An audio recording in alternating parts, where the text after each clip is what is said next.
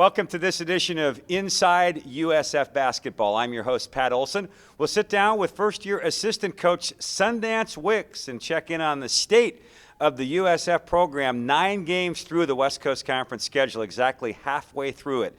The Dons have that grueling Northwest trip coming up as they go to Portland to take on the Pilots and then to Spokane to take on the Gonzaga Bulldogs. We sit down next with Sundance Wicks right now.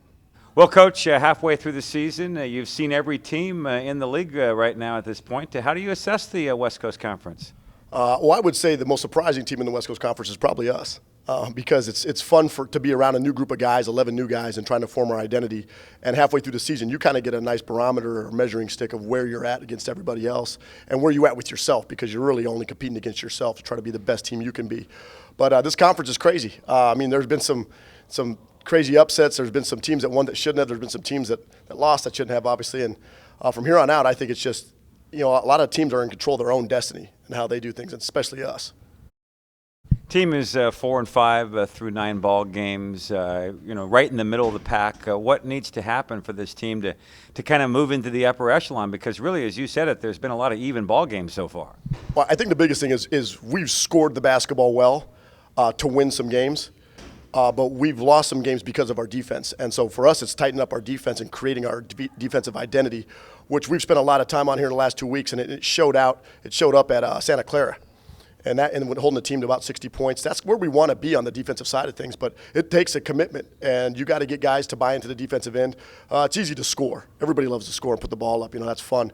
But at the end of the day, true teams, the teams that win championships and want to compete for championships have to have a defensive identity, and that's where we're going for the second half of the season.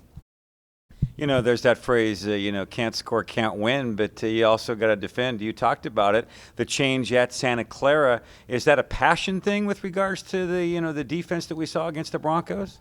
Well, it was more of a challenge from us as a staff to our guys, and we've continually challenged our guys every year or every game. But that one especially because going against a guy like Brownridge who's so skilled and gifted offensively, you can't just play him straight up. You have to have a team defense to stop him. You have to have a guy like Uche step up, and Chase did a really good job too. Take that personal challenge to guard, guy who could be a player of the year or scorer of the year in the conference. So with this as it goes on, for us, seeing that success on the defensive end and knowing that we can have a bad night offensively because you can't always control that, but if you're also locking down defensively, you're going to get a better chance to win more games. Let's talk about personnel a bit. We've seen the emergence of Dirksen, obviously, and Watson. Those guys were expected, I think, coming into the year to be your key scorers, your key players. But really, we've seen guys like Boyce and Uche Ofebu come along and be your 3 and 4 guys as scorers. How important are those guys to complement Dirksen and Watson? Oh, they're so important because at the end of the day, Devin and Tim as leaders and guys who have been here and been through the ringer before, they're expected to do their job, and when they bring it, you always got to have people step up because it takes pressure off those guys. So if there is a night where Devin or Tim just aren't quite in flow, but Uche and Ronnie are doing their job, and like at Santa Clara where Uche does a great job defensively on Brownridge, but he also has 21 points as a career high, that's the mark of everybody helping everybody on a team. We can't just be a team where people look and say, stop that backcourt, and they got a chance to win. We want them to worry about everybody. So everybody can play free and everybody can take the open shots because the right guy to shoot the basketball, the right guy to have the basketball is the open man for us. You've got Portland on Thursday to open up the road trip up to the Northwest. It was a wild game here, 2-3 weeks ago when you took on the Pilots at home. You're down 15 in the second half. You come back to win. I think it was 107-95. It was one of those track meet, up and down kind of ball games. What do you expect at the Chiles Center in the rematch? Hopefully for us on the defensive end is we expect a better defensive effort from our guys.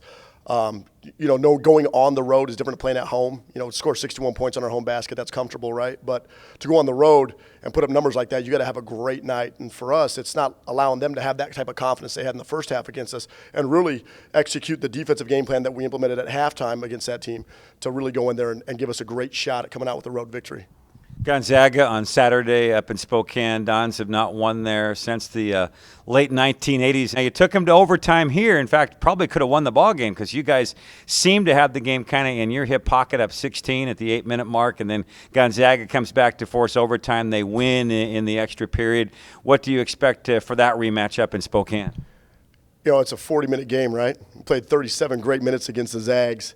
And from that, we learned a lot. I mean, the film breakdown session, all that stuff of closing out games and executing late game, that was crucial for us. So going up there, I mean, we have no fear going into that place. I mean, this team is such a confident team when they're playing. They play free together.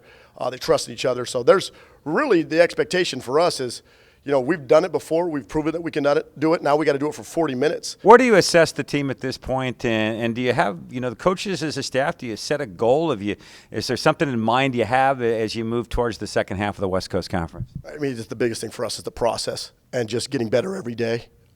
That's the only thing you control. You have this moment, you have this hour, you have these minutes to control and get better in it. And when we practice, we go up in between the lines. Our singular focus is we have to get better today. We have to win today, and then we can attack tomorrow when tomorrow comes. So our goal is really day to day and minute by minute when those guys are on the floor is just making sure that they're giving the best possible effort they can to become the best player they can possibly be in our program. And so just focus on the process and knowing that it's still a long season. I mean, you talk about we got 5 road games left and 5 home games left.